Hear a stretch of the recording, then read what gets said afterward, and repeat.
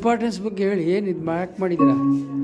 ಇದು ಒಂದು snow working ಥರ ಅಮೆರಿಕದಲ್ಲ ಜಾಸ್ತಿ ಇರುತ್ತೆ. ಸೊ ನಮ್ಮ ಸ್ಕೂಲ್ಗೆ ಒಂದೆಲ್ಲರೂ ಎಲ್ಲ ಒಂದೇ ಥರ ಮಾಡ್ತಿದ್ವಿ. ನಾವು ಡಿಫ್ರೆಂಟಾಗಿ ಟ್ರೈ ಮಾಡೋದು. ಸರಿ, ಲೈಫಲ್ಲಿ ಇದ್ರ ಇಂಪಾರ್ಟೆನ್ಸ್ ಏನು? ಇದಿದ್ರೆ ಚೆನ್ನಾಗಿ ಎಂಜಾಯ್ಮೆಂಟ್ ಮಾಡ್ಬೋದು. ಮತ್ತು ಇಲ್ಲಿ ವಾಸ ಮಾಡೋಕ್ಕೆ ಬರುತ್ತಾ? ಇದೇನಿದು? ಸ್ನೋ ಅಂದರೆ ಹಿಮಾಲಯ ಪರ್ವತ.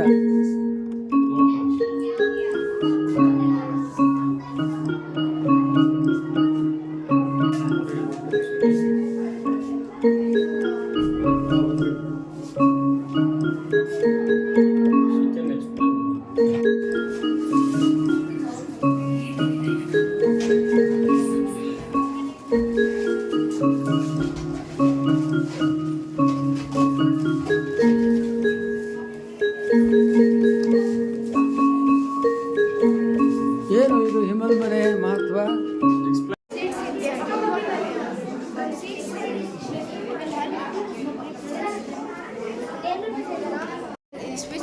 ಹಾಂ, this decided the greenhouse effect where gases like carbon dioxide, methane and water vapor and attract the atmosphere and keep the planet warm. Thank you.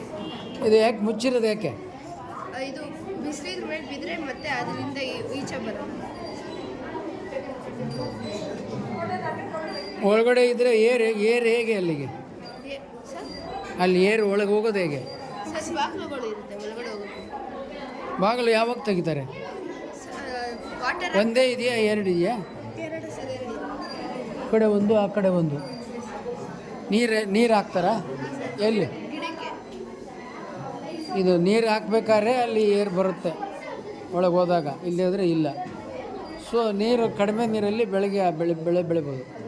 ಹಾಂ, ಹಿಂದೇನಪ್ಪ ಮಹತ್ವ? ಏನಾಗಿದೆ? ಮರಗಳೆಲ್ಲ ಏನಾಗಿದೆ? ಯಾಕೆ? ನೀರು ಈ ಕಡೆ ಬರ್ತಿಲ್ಲ ಅದಕ್ಕೆ.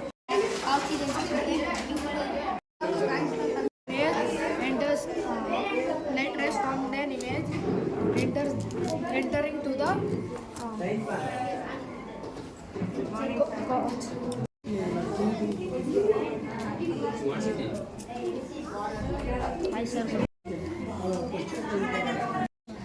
ನಾವು ಅನ್ಹೈಜಿನಿಕ್ ಫುಡ್ ತಿನ್ನಬಾರ್ದು. ಅವಾಗ ಅದು ಕ್ಲೀನಾಗಿರುತ್ತೆ. ಅವಾಗ ನಾವು ಎಕ್ಸಸೈಸ್ ಮಾಡಬೇಕು, ಯೋಗ ಮಾಡಬೇಕು. ಅವಾಗ ಅದು ಡ್ಯಾಮೇಜ್ ಆಗಲ್ಲ ಮತ್ತು ಅದು ಕ್ಲೀನಾಗಿ ಫಿಲ್ಟ್ರೇಷನ್ ಆಗುತ್ತೆ. ಅವಾಗಲೇ ನಮ್ಮ ಬಾಡಿ, ಆಹಾರ ಎಲ್ಲ ಕ್ಲೀನಾಗಿರುತ್ತೆ. ಸಪೋಸ್ ಯೂರಿನ್ ಹೋಗದೆ ಹೋದ್ರೆ ಏನಾಗುತ್ತೆ? ಸರ್ ಸಪೋಸ್ ಹೇಳು. ಸರ್ ಅದು ಡಿಹೈಡ್ರೇಷನ್ ಆಗುತ್ತೆ. ಮತ್ತು ನಾವು ನೀರು ಜಾಸ್ತಿ ಕುಡಿಬೇಕು. ಅವಾಗಲೇ ನಮ್ಮ ಬಾಡಿಯಲ್ಲಿರುವ ವೇಸ್ಟ್ ಎಲ್ಲ ಅದಲ್ಲಿ ಹೋಗುತ್ತೆ. ನಮ್ಮ ಲೈಫ್ ಎಷ್ಟು ಹಾನಿ ಮಾಡುತ್ತೆ ಇದು ಸರಿಯಾಗಿ ಇಲ್ಲದೆ ಹೋದರೆ? ಇದು ನಮ್ಮ ಲೈಫ್ ಹಾನಿ ಆದರೆ ಇದು ನಮ್ಮ ಪ್ರಾಣಾಂತಿಕ ಪ್ರಾಣಾಂತಿಕ ಸಮಸ್ಯೆ ಉಂಟಾಗುತ್ತೆ. ಬರುತ್ತಲ್ಲ. ಸ್ವಲ್ಪ ಗಟ್ಟಿಯಾಗಿ ಹೇಳು. My name is Sobit, studying in 10th standard. My topic name is respiratory system. In this working model shows how the human respiratory system help us to breathe when we inhale the air enters. ಇಲ್ಲೇನೋ ಮಾಡ್ತಾ ಇದೆಯಾ? ಉಸಿರಾಟದ ವ್ಯತ್ಯಾಸ ತೋರಿಸು. The air enters to the nose and passes from the ಇಲ್ಲಿಂದ ಬರುತ್ತಾ ಇದೆ pipe ಇಂದ ಬರ್ತೈತೆ. ಹಾಂ, Air enters to the ಇದು ನಾವು ಉಸಿರಾಟ ಮಾಡ್ತಾ ಇದ್ದೀವಿ, ಇಲ್ಲಿಂದ ಬಂದಿದೆ. ಇದು ನಮ್ಮದು. Air enters to the nose, passes from the trachea and reaches to the lungs. In this model ಇದೇನಿದು? ಇದು ಒಳಗಡೆ ಕಟ್ ಮಾಡಿದ್ರೆ ನರ ಎಲ್ಲ ಇರ್ತೀರ. ಇದೇನು ಬ್ಲ್ಯಾಕ್ ಇದೆ? ಯಾಕೆ? ಬ್ಲ್ಯಾಕ್ ಅಲ್ಲ, ಅದು ಬ್ಲೂ. ಆಯಿತು, ಯಾಕಿದೆ ಬ್ಲೂ? ಅದು ನರ. ಅದು ಈಗ ಇಲ್ಲಿಂದ ಇಲ್ಲಿಗೆ ಏರು ಹೊರಗೆ ಬರುತ್ತಲ್ಲ, ಇಲ್ಲಿಂದ ಬಂದದ್ದು, ಅದು ಯಾವಿರುತ್ತೆ? ಅದರ ಬಗ್ಗೆ, ಏರ್ ಬಗ್ಗೆ ಹೇಳು ಒಮ್ಮೆ. ಇದ್ರ ಬಗ್ಗೆ ಹೇಳು. ಒಳಗೋದದ್ದು ಹೊರಗೆ ಬಂದದ್ರ ಬಗ್ಗೆ ಹೇಳು.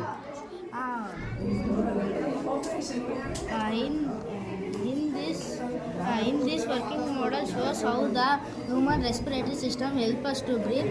When we inhale the air enters to the nose and passes from the trachea and reaches to the lungs. When the diaphragm is pulled out of the lungs inflate, showing inhalation. When it is pushed up, the lungs show deflate, exhalation. Sir, my name is Manvita. I am studying in Chalchana. Today my project topic is heart. The ಏನು ಮಾಡ್ತಾ ಇದೆಯಾ ಅಲ್ಲಿ? sir heart ಇಲ್ಲಿ ಎಲ್ಲಿ ಮುಚ್ಚಿಬಿಟ್ಟಿದೆಯಾ? sir heart pump.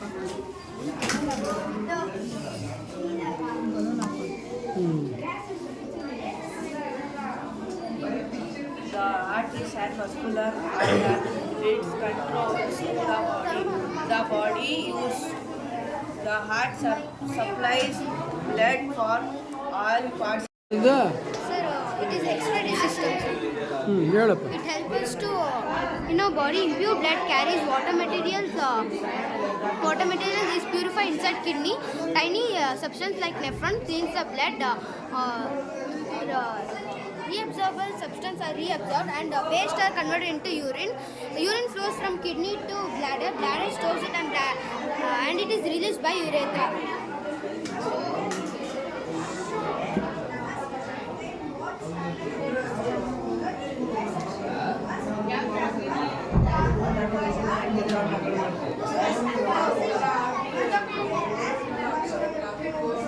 ಹೇಳಿ ಇನ್ನೊಮ್ಮೆ ವಿವರಿಸಿ. Sir, ಇನ್ನೊಮ್ಮೆ ವಿವರಿಸಿ. Explain in more. our body, impure blood carries water materials inside. In our body, impure materials carried water materials is purified inside kidney. Tiny material like nephron cleans the blood. Reusable substances are reusable and unwanted substances are converted into urine. Urine flows from kidney to bladder. Bladder stores it and bladder released by urethra. Thank you.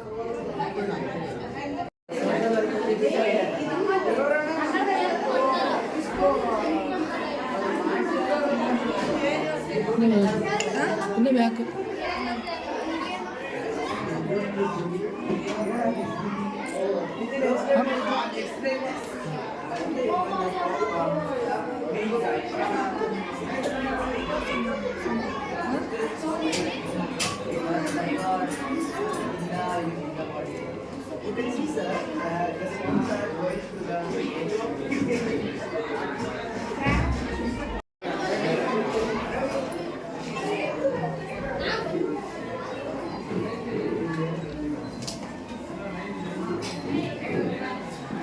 ಏನೇ ಕಲ್ಲ ಏನಿದು? Water purification. ಓ ಹೇಳಪ್ಪ. We have big rocks which cleans larger particles, and second we have small rocks which cleans small particles, and coal which clears smell and color, and at last cotton it clears the water. ಇನ್ನೊಮ್ಮೆ explain ಮಾಡಿ. First step we have big rocks which clear large particles, and second we have small rocks which clears small particles. Third we have coal which clears smell and color, and cotton it clears water.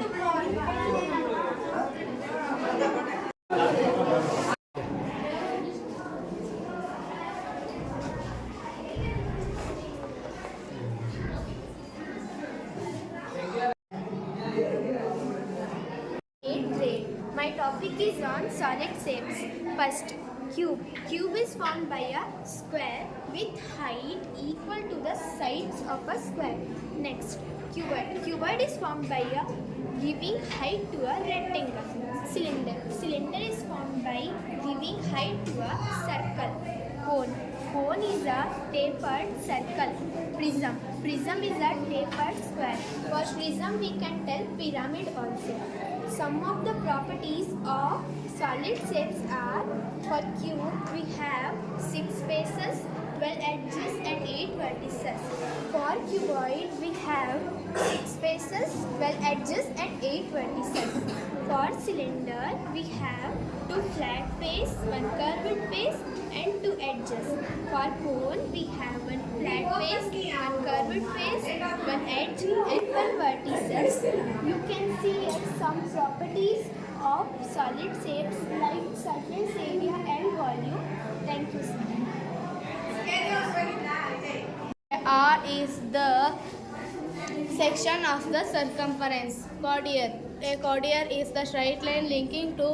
ರಾಜ್ಯದ್ದು capital cities ಅಂದರೆ ರಾಜಧಾನಿಗಳಿದಾವೆ. So, ಅವ್ನು ನಾವು ತೋರಿಸ್ತಾನೆ. ತಪ್ಪಾಗಿ ಹೇಳಿದ್ರೆ ಅದು on ಆಗಲ್ಲ, ನಾವು ಸರಿಗಿಟ್ರೆ ಮಾತ್ರ ಆನ್ ಆಗುತ್ತೆ. ಹಾಂ ಹಾಂ.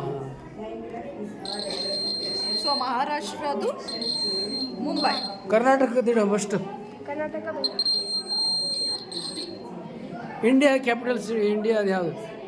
ಇಂಡಿಯಾ ಬೆಂಗಳೂರು. ಡೆಲ್ಲಿ. ಇಂಡಿಯಾ ರಾಜಧಾನಿ ಯಾವುದು? ಸರ್ ಡೆಲ್ಲಿ. ತೋರಿಸು. ಸರ್ ಡೆಲ್ಲಿ. ಇಲ್ಲಿ ಬರೀ ಹಾಂ, ರಾಜ್ಯದ ಅಷ್ಟೇ ಇದೆ. ಇನ್ನೊಮ್ಮೆ ಹೇಳು, ಯಾವ ರಾಜ್ಯದಲ್ಲಿದ್ದೀವಿ? ಕರ್ನಾಟಕ. ನಮ್ಮ ದೇಶ? ಬೆಂಗಳೂರು. ಇಂಡಿಯಾ. ರಾಜಧಾನಿ? Good morning, sir. My name is Pranav. I am from 7th grade. Myself Pratham. Myself Kushal. I am My- studying 7th standard. My modern name is English grammar adjective. ಹಾಂ ಹೇಳಿ, ಅಡ್ಜೆಕ್ಟಿವ್ ಬಗ್ಗೆ ಹೇಳಿ. The adjective is a describing a noun. What color? Red or white or any color. What something smell? Sticky or fresh. What something looks? Bright or scary. What something sounds? Loud or quiet. Thank you. Thank you, sir. From 8th standard. My topic is types of quadrilateral triangle. A parallelogram is a rectangle is called a rectangle. Square, a rectangle with sides of equal length is called a square. Is lesser than 90 degree. Straight right angle, an angle that measures exactly 90 degree. They add to topic of order of assignment of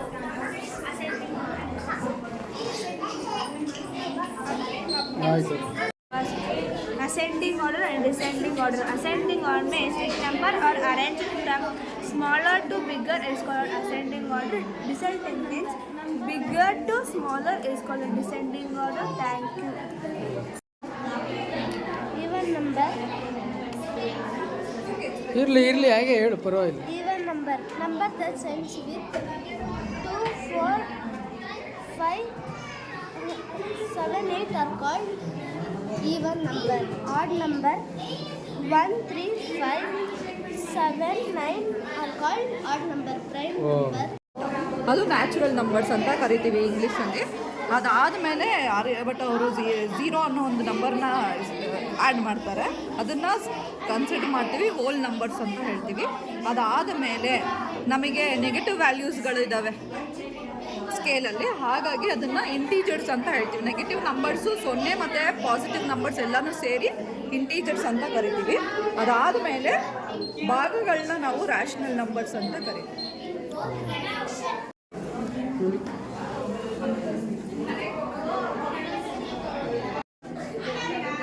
Of line. A line is a straight path. It goes endlessly in both directions. Line segment. A line segment is a part of a line. When we join 2 points, we get a line segment. Ray. A ray is a part of a line. It has only one end point. Extends endlessly in one direction. Concurrent lines. The lines that passes to same point is called concurrent lines. Thank you. ಏನಿದು? Heritage of India. ಓ, ಭಾರತದ history. ನಿಂದು ಹೇಳಪ್ಪ. Good morning, sir. My name is Francis. Today I am presenting the model of the globe. Means raising the temperature of the air. Second, sea air trailer. Because smoke and dust, even the trees will die down. But other side is because use of renewable energy, even things look neat and green. Even the water is clear. Thank you. ಇನ್ನೊಮ್ಮೆ ಹೇಳು. My name is Akshay Raj. I am studying in 9th standard. I am presenting the working model of dam. We use dam to store water when we have excess of water, and we use water when we are at the scarce of water. When the dam gates are open, the water flows down and we use those waters. Thank you. ಏನಿದು? Layers of the earth. ಹಾಂ ಹೇಳು. ಏನೇನು layers ಇದೆ ವಿವರಿಸು. Crust, matter, inner core and outer core. ಅದರ importance ಬಗ್ಗೆ ಏನಾರು ಹೇಳ್ತೀಯಾ? ಅದರ ಮಹತ್ವ. ಕ್ರಸ್ಟ್ ಅಂದರೆ ವೇರ್ ಅಂದರೆ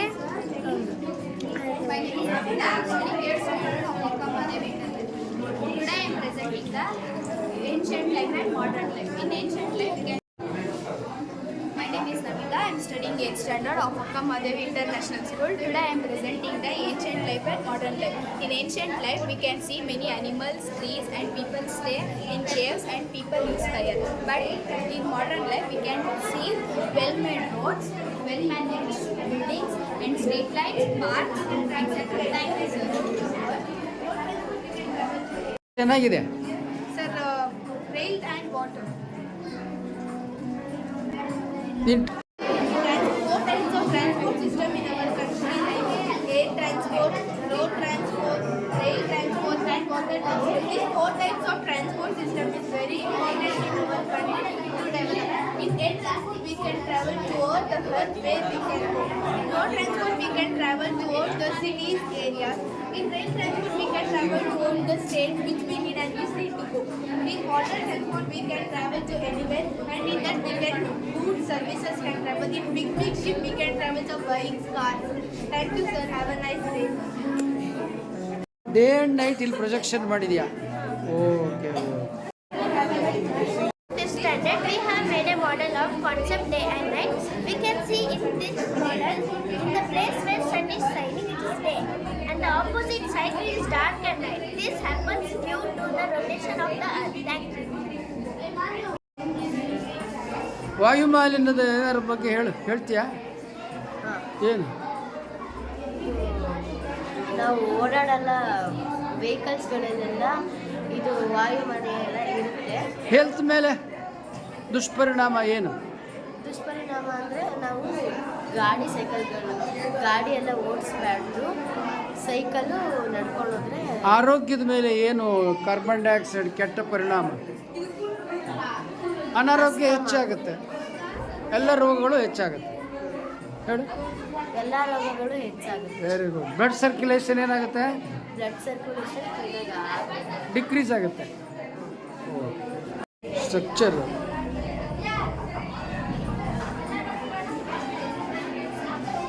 ಇದ್ರ ಬಗ್ಗೆ ಏನಾರು ಹೇಳ್ತೀಯಾ? ಹೇಳು. ಬೆಟ್ಟ ಗುಡ್ಡಗಳು, ಮತ್ತು ಪ್ಲೇನ್ಸ್, ಪ್ಲಾಟ್ಯೂಸ್, ಕೋಸ್ಟಲ್ ರೀಜಿಯನ್. ಬೆಟ್ಟ ಗುಡ್ಡಗಳು, ಹಿಮಾಲಯ ಪರ್ವತದ ಬಗ್ಗೆ ಏನಾರು ಹೇಳ್ತೀಯಾ? ಎಲ್ಲ ನದಿಗಳು ಅಲ್ಲಿ ಹುಟ್ಟುತ್ತವೆ, ಗಂಗಾ ನದಿಗಳೆಲ್ಲ ಅಲ್ಲಿ ಹುಟ್ಟುತ್ತವೆ. ತುಂಬ ಚೆನ್ನಾಗಿ ಗಂಗಾ, ಸಿಂಧು, ಬ್ರಹ್ಮಪುತ್ರ ಎಲ್ಲ ತುಂಬ ಚೆನ್ನಾಗೈತೆ. ಎಲ್ಲ ನದಿಗಳೇ ಅಲ್ಲಿ ಹುಟ್ಟುತ್ತವೆ, ಜನಿಸ್ತವೆ. ಹಾಂ.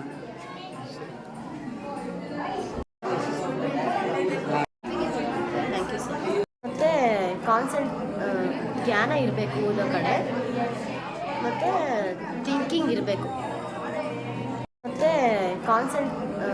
ಜ್ಞಾನ ಇರಬೇಕು ಓದೋ ಕಡೆ, ಮತ್ತು ಥಿಂಕಿಂಗ್ ಇರಬೇಕು. ಅಬ್ಯಾಕಸ್. ಮರ ಮತ್ತು ಕೊಂಬೆಗಳು ಅಲ್ವಾ? ಹೌದಲ್ಲ?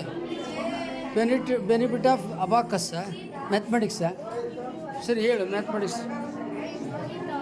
Improve listening abacus. Improve calculation speed. Develops visualizations. Increases photographic memories. Enhances concentrating. Promotes physical thinking. Develop mental math think.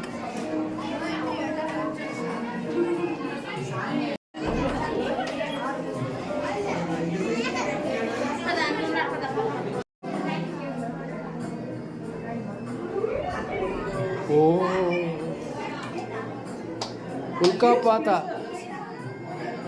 ಪ್ರಳಯ ಎಷ್ಟನೇ ಕ್ಲಾಸ್? ಇಂಪಾರ್ಟೆನ್ಸ್ ಏನು ಅಂದರೆ ನಾವೆಲ್ಲ ಜೀವನ ಮಾಡ್ತಾ ಇದ್ದೀವಲ್ಲ, ಅದೇ ಮಹತ್ವ.